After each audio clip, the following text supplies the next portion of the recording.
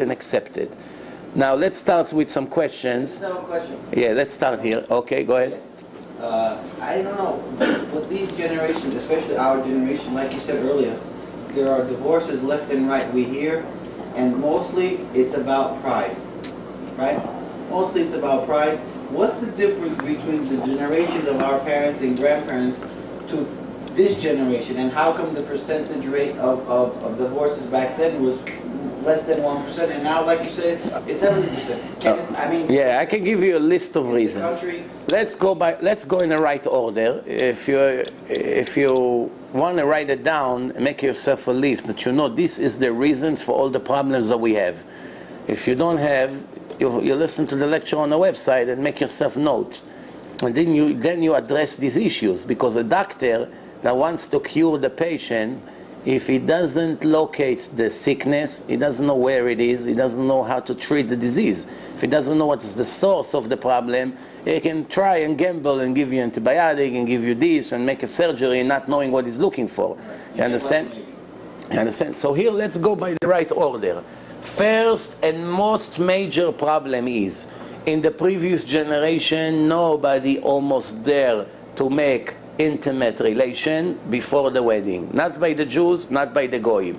People knew a woman must be a brand new product when she comes to the night of the marriage. And if she's not, her life is over. By the Arabs, she would be killed with no mercy until this moment. If they found out in the night of the wedding that this is not her first man in life, they'll kill her with no mercy. Who will kill her? Her own father and brothers.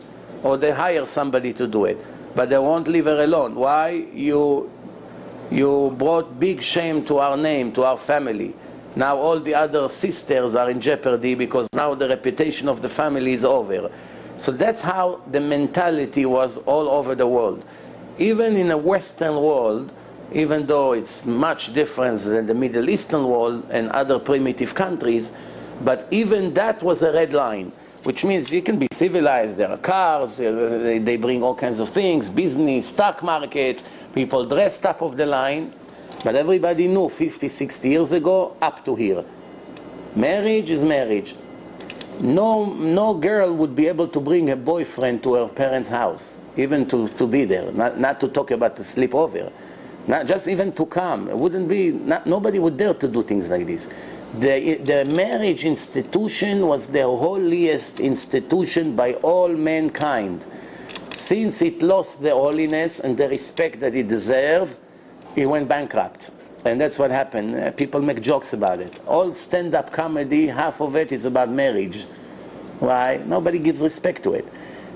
Imagine you go to stand-up comedy and half of the show is laughing about God. It would offend many people. Why? For many people, God is still holy, even though they don't listen to Him.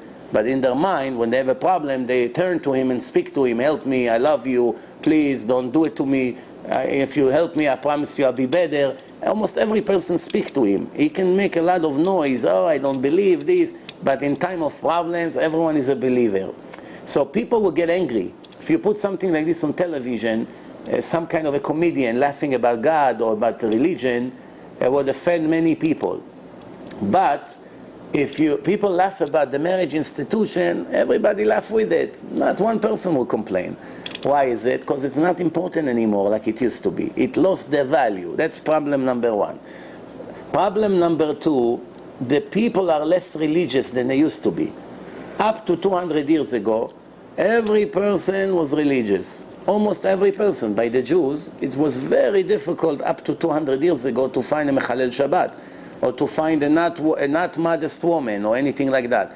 Everybody was following the Torah, and that was the education in school. Everybody went through it, everybody grew like this, and everybody knew that if you do something exceptional, you'll be put in a band in our society, and you basically finished your future.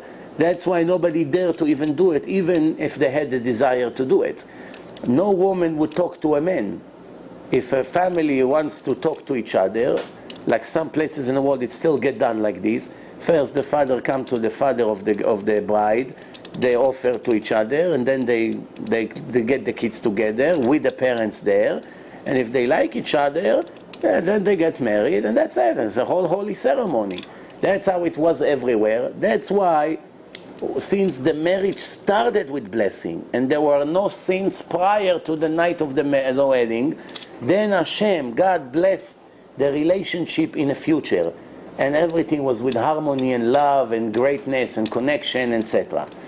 One other problem is the traits of the people. People today, since they're not connected to religion, and the world is very, very rotten and corrupted, the people do not have the integrity they had. People are not honest as they used to be. People are not hardworking as they used to be. For instance, a woman from today doesn't even do 1% of what her grandmother used to do. Take a woman today here in Queens, New York, a Bukharian woman. Bukharian, compared to other places, from experience, I can tell you that they are the most hardworking girls compared to others.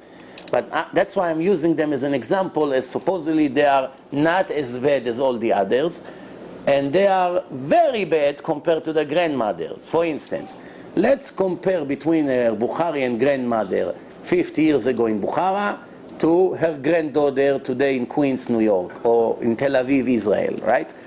The girl here today, half of her life is clothing, jewelry, going to the malls, watching all kinds of stupid soap operas, reading all kinds of stupid newspapers, surfing on the internet to all kinds of places, you know, making all kinds of birthday party, sleeping a lot. And wants to go out, wants to go on vacation, summer vacation, winter vacation, twice a week restaurants, if of course they can afford it, which means nice car. Like 60-70% of her time is luxury. Right. Let's now talk about her grandmother. Yes. Getting up at 5 in the morning, grinding wheat to make flour, running all the way to the lake, bringing 2 huge buckets of water in a freezing winter of Russia, walking 15 minutes with the water to the house with very heavy weight, mixing the flour and the water and making now dough, waiting for the dough to rise. In the middle while the dough is rise, she's reading Tehillim, praying Shachrit. It takes an hour until it rises, so she prays for an hour with tears to Hashem. Finish, the dough is rising, now she make bread for the children. Soon they're coming from shul, they're going to have breakfast. It's not like here you go across the street and everything is ready on the shelf. Everything was primitive, you have to do it. You want eggs, you go to the chickens, you pick up the eggs, you come, you cook the eggs. You want cheese, you have to make your own cheese. You want cucumbers, you have to go to the backyard far away, you cut the cucumbers, you come, you peel them, you clean them. No, 2 or 3 hours into the day, Baruch Hashem, everybody had breakfast and went to school, to yeshiva. Not everyone went to school. Not everyone. The kids that were very smart went to school to learn. The kids that were, their mind was blocked, they went right away to work from 8-6 with the father, shoemaker, jewelry, making diamonds, silver, whatever they were doing, farming. The kids that were not talented, they said, Mikra Avud, lost case, don't waste money on tuition. Send him to the farm. Let's go and eat. So that's why you had, let's send him to work. There was 2 different kinds of people, educated, knowing a lot of Torah, reading, speaking in a proper way, and complete morons. Don't know anything, don't know even how to write their own name, don't know how to hold a pen. Why? It could be in the same family. One teach the whole family, nobody knows anything. Why? He went to yeshiva and all the rest went to work. Plus there was major poverty. No matter how much you work, still not enough to survive. Even though they didn't have even a quarter of our expenses. They didn't have mortgages and renovation and chandeliers and this. No, they didn't have all this. Vacation, who knows? Cars, insurance, health insurance. Who has all these things? 80% of our expenses they didn't have. All they needed is to have food and some clothing. Food and clothing. It could be 17 people in one room. That's how it was. Okay, now, then she has to make lunch when they come from school, so it's another few hours of work. Then she has to make dinner because the father comes from work or from yeshiva. They make things. Then she has to take care of the sheep, of the donkeys, the horse, something happened to his leg, so they have to replace it, they have to burn it. That's how life was. A massive amount of work. No vacation, no shopping in the mall, in the air condition, coming in and getting coffee and waiting online for your hairstylist to fix your hair. They didn't have this. Now, which women were much, much happier and has much better marriage? Your grandmothers or us with all this fancy schmancy luxury? Our grandmothers. That's it. Well, you know why? The Torah say that that's the way it's going to be. The more you get addicted to the phony life, the more it kills you. And now, if you don't believe me, make a survey. Go to the most primitive places in the world. The divorce rate over there is not even 5%. If anybody heard about divorce over there. You go to the villages of Yugoslavia, Armenia, Turkey, and the mountain. They're not happy, but they're not talking about that. No, I saw, I'm older than you. When I was a kid, I saw in my eyes this generation when they came to Israel. I saw my grandmother, how she lived. I saw her sisters. I saw my oldest aunt, you know, which in the meantime passed away, all of them, almost all of them. So I saw how people were. Now remember, I'm not talking now only the religious people. Even by the secular grandparents, those who started to become not religious, was great harmony in a marriage. The woman knew her position. She knew who is the man and what's his responsibility. The woman wouldn't boss her husband around. Husband was the king of the family. Like the Torah said, he made a decision and everybody respected it. The wife had to come, enough. The wife has to come and beg her husband in a bedroom in a nice way, forgive our son, don't give him a punishment, whatever. But he was the final authority. Not like today. No, he's not going to go to the room.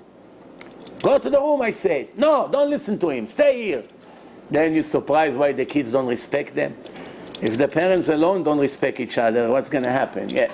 Whatever you're saying, of course, it's very nice and beautiful. But statistically talking about, those women weren't happy. And they weren't afraid of God. I think they were more afraid of their husbands. Because at that time, the abuse rate was very high. And at that time, there were people who had more than one wife, correct? No, not by the Jews. By the Jews, it's always been. By the Jews, it's always been very, very rarely that a man will have more than one wife. Very rarely. I don't think that. Are you talking about girlfriends or wives? No, I'm talking about wives. Wives. See what the woman did. Okay, hold on. Before you continue, how do you know that the women of 60, 70 years ago were not as happy as the women today in their marriage? My grandmother passed away at 98. No. So, and it wasn't very, she's from 1900. No, but what makes you think that her marriage wasn't happy? I'll tell you why. Because her stories, when they spoke, like you said, a man comes in her room, she works, God forbid, everything's supposed to... I'm not going to say a word slave, but she was there because that's the way she was raised. And she was afraid of her husband. God forbid something happens, I do something wrong. Respect, but it wasn't... Tell me, according to the Torah, what did Hashem make women for? What does the Torah say the reason why Hashem made a woman? What? Ezer kenegdo, to be an assistant to the man. Now, I never knew that... Let me ask you a question. In the United States, you have the president and the vice president. How often you hear that the vice president made even a beep? Did the vice president make any decision? Did he ever decide to go into a war? Did he decide to give money to people or to give all kinds of food stamps extra and all this? No. It's all about the president. You don't even read about the vice president, almost nothing in the news. And no, everybody understands that the vice president is very nice of having all kinds of opinions and giving advice to the president in closed room. But the president, he's the boss. And that's the way it should be in a family. The husband is the boss. Now, doesn't mean the wife doesn't count. She can give advice, he can listen to her. They can do things together, no problem. But your assumption that because the women were afraid of their husband, that's why there was no divorce rate, it could be correct in some places, But I'm giving you an example of many women from the old generation that I knew that there wasn't about fear to the husband. They were very, very nice together couple. It's just that they did it according to the Torah. They never made sins before the wedding. So now when they finally got married, they have great harmony. That's one thing. Second thing is, since the woman knew, there was no feminism. We want all the rights that a man has. I want to be the one who makes the money. My husband's going to change the diapers, and I'm going to be a lawyer. Nobody did that 50 years ago. How many women went to work bichlal out of the house in all kinds of executive jobs, or professionals, or colleges? Almost none. There were no women in politics, nothing. The more women becoming like the men, the more the world's becoming more and more corrupted.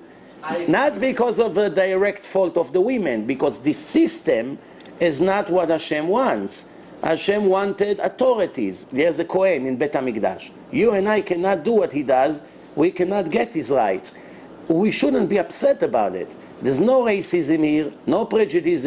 That's the way Hashem made. This is a boss of Bet HaMikdash, and you and I are not. We depend on him. He gives us instruction. He decides for us what to do. Same thing. Rabbi and a student. Husband and wife. Father and children. Boss and workers. Hashem made the world very organized with a system. If all the people who are not in the top of the pyramid will rebel against Hashem's plan, the world become tohu vavohu, andralamusia. Everything is a mess, anarchy. And that's what's happening today. All anarchy. You're right, but that's society. And you and I cannot change it. No, that's not what society. Let me ask you a That's question, what we made society. No, let me ask you a question. We made a society like No, this. you're not listening. I understand what you're You saying. made You society. listen to me. I understand. No, you said that's society. No, Society. society is designed by sinners. It's actually designed by desire more to pull people and bring out it slowly. It doesn't happen overnight. But you're married man, like you said, and probably older than us, right, with kids. Does your wife does the same thing that probably your grandparents did? Yes, 100%. Not true. No, I tell you what. She may doesn't have to grind the wait. She may doesn't have to grind the wheat, but she is a housewife who takes care of 7 children and work very hard. Never went to vacation for 15 years, never got any jewelry for 15 years. She doesn't need all this. She doesn't need. She knows her purpose in life. She knows that in between her davening and educating the children and being a good wife and taking care of everyone's needs, that's her mission in life. She doesn't need to go to fancy schmancy wedding and show her new gown and drive her husband crazy to take her to the mall. She doesn't need all this. You understand? She doesn't need. And she is an American Ashkenaz. She's not even Bukharian. That's fine. But You understand? did she change from Because she followed the Torah. grandmother's? Is she changed from her grandmother? Of course, Not a lot. the way it is. She- Not a lot. The reason why she probably Resources, changed, yes. it's about the time and society and different environment. Right. That's- No, but you that's don't. what changed. But you have to understand what I'm saying to you is, there are things that change to us in our society that we can take the good out of it. For instance, cellular phone. Cellular phone was not meant to become poison. We made it poison to our children with all the internet and the dirt inside. But really, cellular phone could be life risk. It saves tons of time. It's much easier to make money when you have a phone. It saves you so much wasting time. So it's really something that Hashem gave us in our days to make our life easier. But we take everything good that Hashem gives us and we use it to do bad things. Same thing, a monitor here. This was when finally Hashem allowed us to develop such a thing. What do you think he had in mind? Why did he give permission that something like this will be built? The answer is, you can make educational things for the children. You can teach them about Torah. You can show things about animals, educational things. You can make all kinds of things that people would see it finally and use it, and it can be used for seminars, to teach Torah, to do kinds of things. What does people do with that? 99% sins. Most of the things on the screen is sins, almost everything. Even watching the news became a sin, because every other word is gossip, the women are not mothers, and they show all kinds of things which is against the Torah. So almost everything that we developed, we have a free choice what to do with that. Internet. You know what a great world it could have been if people would only use kosher internet, which means there would not be non-kosher site. There would be only positive work, banks, news, weather, Torah learning, marriage consulting. Every internet could have made our life fantastic heaven. In reality, 10% there is positive, 90% is the worst poison you can think of. You put your child 1 hour with that, you finish the boy for the rest of his life. You understand what we did with the internet? But you have to understand, the same thing, everything, Facebook. Facebook, you know what Facebook could have been? Hashem gave us an opportunity, speakers like me, before Facebook came out. It took me 8 years to build my website to get to more than 100,000 listeners a month. About 8 years of hard work, very hard work. All of a sudden comes Facebook.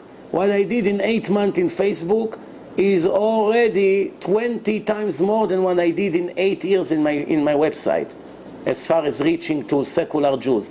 I get to more than 2 million people in an average month. I have 56,000 people listening to me daily, hourly, and I don't even know who they are. They're sending me texts, I see their faces, but I can reach now. It grows like a machine gun. It's growing by the second. I'm expanding to all Jews that would never hear words of Torah. They don't come to synagogue. They'll never go to hear rabbis, or definitely not buy religious book. We are able to reach them and surprise them with all kinds of questions, and they begin to get involved. And the next thing you find out that they started to keep Shabbat. Why Hashem gave Facebook? For these things. For these things. Gather people together to make unity. What does people do with that?